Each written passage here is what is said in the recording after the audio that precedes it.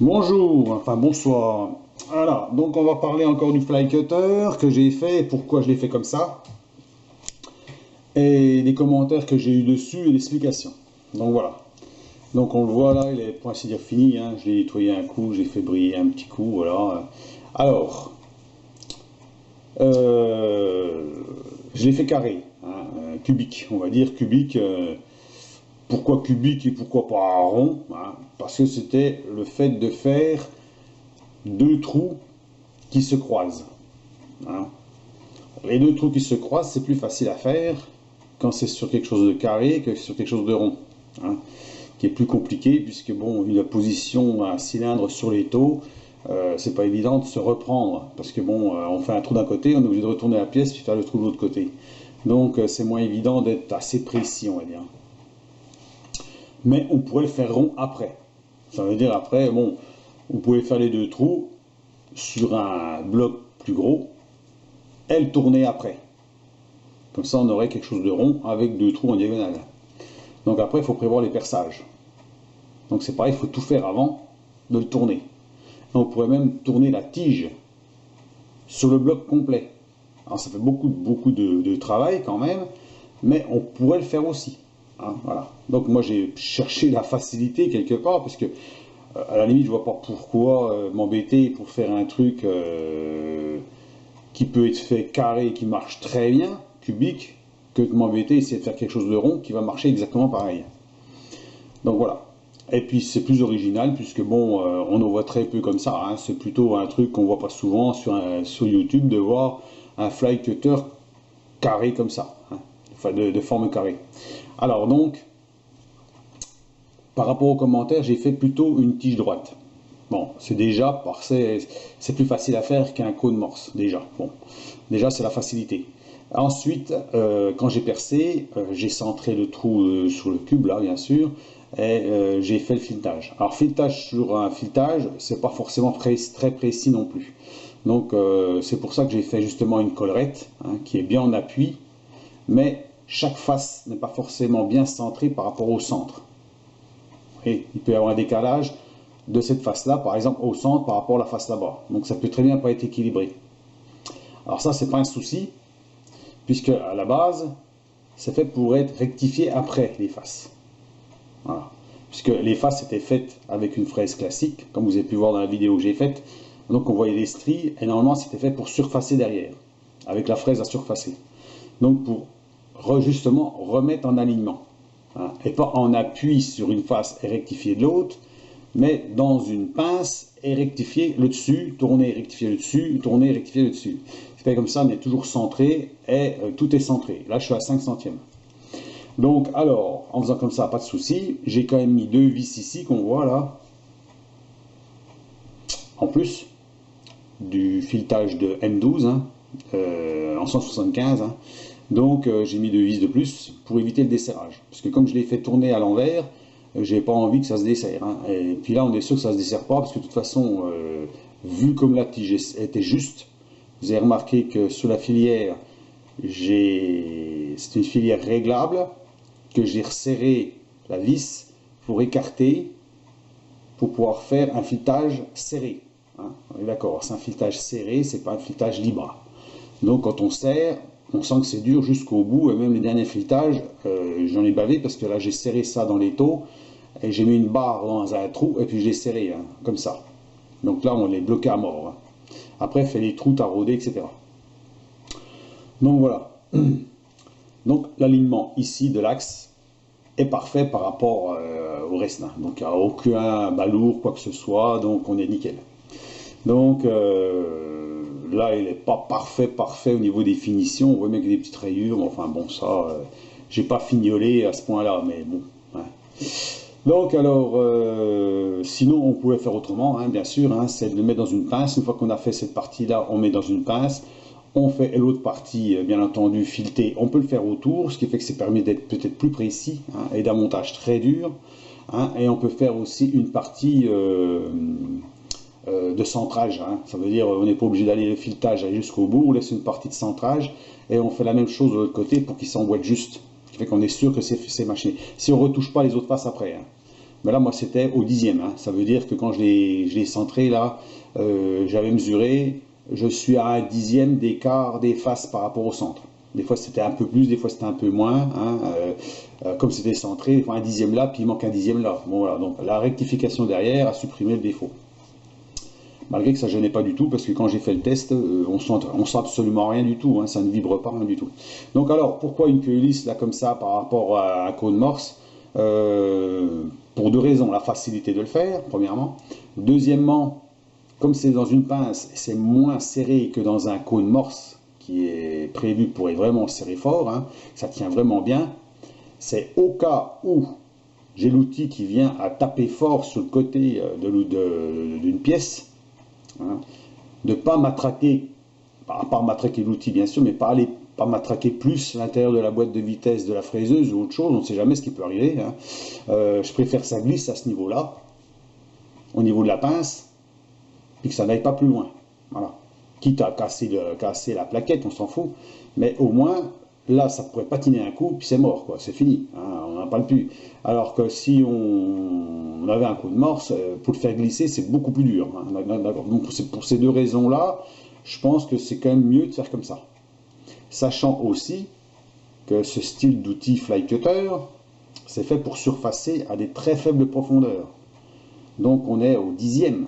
Hein, on enlève un dixième, deux dixièmes, pas plus. Hein, c'est pas fait pour enlever des grosses épaisseurs. Hein, on n'est pas dans un outil professionnel où ils enlèvent 5 mm, je sais pas moi, 1 mm d'un coup. Non, non, là on est au dixième. C'est uniquement pour faire un surfaçage propre, comme j'ai montré dans la vidéo. Donc on enlève très peu de matière, donc il y a très peu d'efforts. Très peu d'efforts sur la machine. Donc c'est très intéressant de l'avoir pour ceux qui ont des petites machines, même de 60 kg, des petites fraiseuses, d'avoir ce système-là, d'avoir un fly cutter, parce qu'on enlève très peu de matière, très peu d'efforts, et on a une surface qui est parfaite, hein, pratiquement parfaite. Voilà, on arrive quand même à faire une surface, comme vous avez vu, c'est vraiment, hein, on est au top niveau, hein. Alors ça dépend aussi du métal, hein. Si c'est de l'acier doux, ce ne sera pas forcément aussi brillant qu'un acier un peu plus dur, etc. C'est comme le tour, hein. Le tour, si vous usinez de l'acier un peu dur, ou très dur, vous avez un ressorti brillant miroir tout de suite. Par contre, si c'est de l'acier doux, bah, c'est plus difficile d'avoir un brillant miroir si on ne passe pas un coup de toile, hein.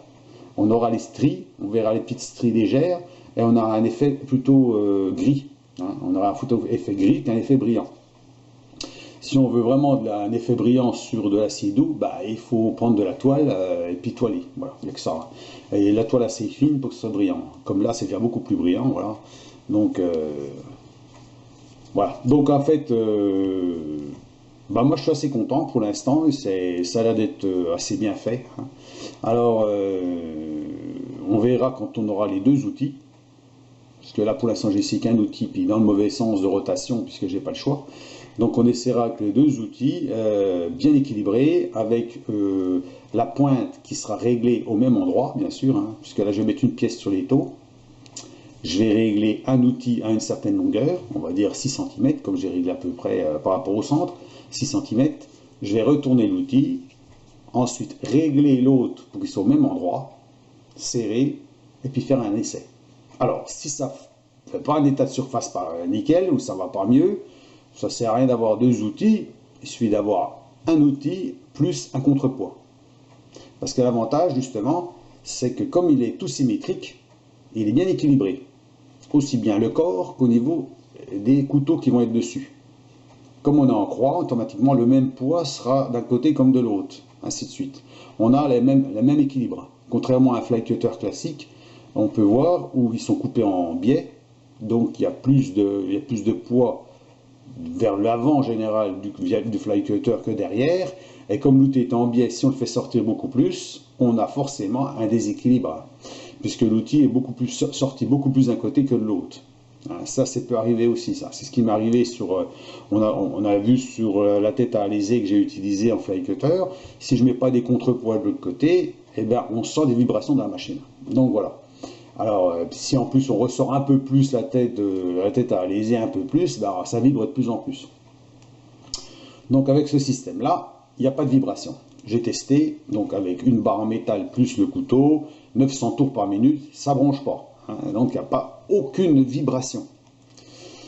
Donc c'est ce qu'il faut rechercher, c'est aucune vibration justement pour obtenir le meilleur état de surface possible. Hein, et de ne pas risquer d'abîmer quoi que ce soit au niveau de la fraiseuse à la longue, hein, que vibration et tout, c'est peut-être pas très bon non plus, hein, pour les roulements, etc. Donc c'est pour ça que j'ai fait ce système-là. Donc voilà un petit peu pour les explications, et pourquoi j'ai fait comme ça. Alors j'ai pas mis de pas de vis, enfin de pas de vis de plat pour serrer la clé, puisque de toute façon ça va rester en place, ça ne se desserrera jamais, hein, c'est pas fait pour être desserré. J'aurais pu même le souder si je voulais, mais enfin bon, moi j'aime pas souder des pièces que je viens d'usiner, parce que ça risque de les déformer ou autre chose. En général j'aime pas souder, donc je préfère visser.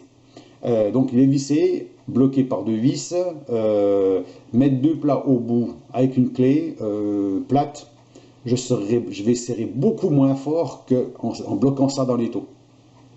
Là j'ai bloqué à mort dans l'étau et j'ai mis une barre qui fait 20 cm et puis j'ai serré à fond. Pour vraiment que le bas de l'outil soit bien sur quelque chose de plat. Le bas de la partie d'entraînement soit bien à plat. Hein. Comme ça, on est sûr que tout est bien correct, bien aligné. Voilà. Donc voilà un petit peu les explications. Alors c'est sûr, on peut toujours faire mieux la fabrication. Hein. Je crois que tous ceux qui ont un tour, quelque part, ils ont fait leur fly cutter. Hein.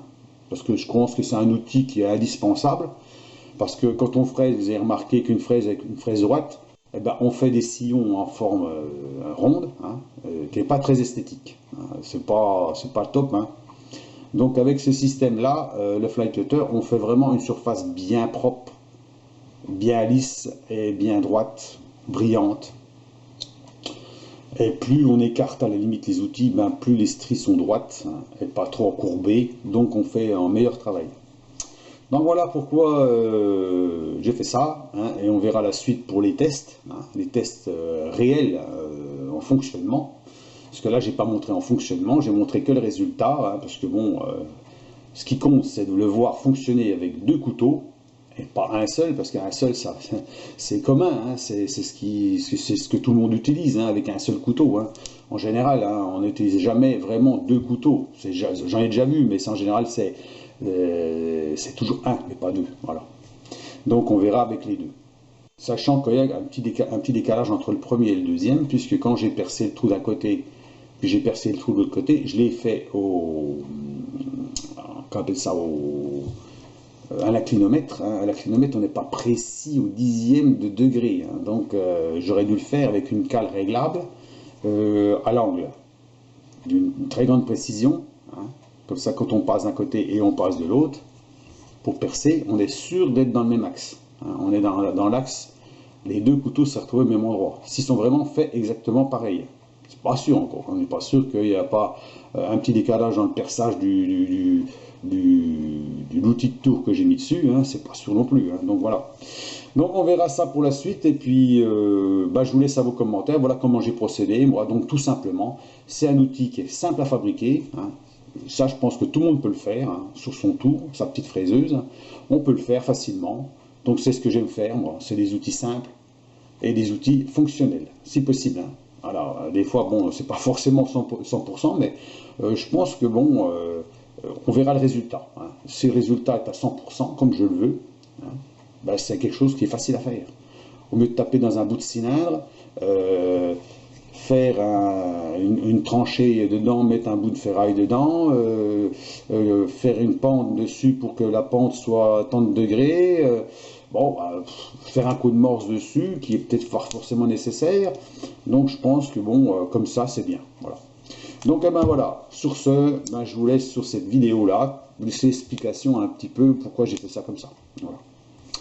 Et qui va rester comme ça, hein, il ne va pas évoluer plus. Hein. Pour moi, ça va être fonctionnel, il tient debout, il est bien, il va être dans un coin, et puis ma foi, quand j'aurai besoin, eh ben, il sera là. Voilà, je vous laisse à vos commentaires, et puis ma foi, dites ce que vous en pensez, n'hésitez pas, mettez des commentaires, même si vous n'avez rien de spécial à dire, hein, mettez un pouce et tout jaune, ce que vous voulez, hein, que je sache quand même, voilà, que ça intéresse, hein, ça intéresse les personnes, et puis que je suis dans la bonne voie pour continuer. Voilà, allez à plus, au revoir.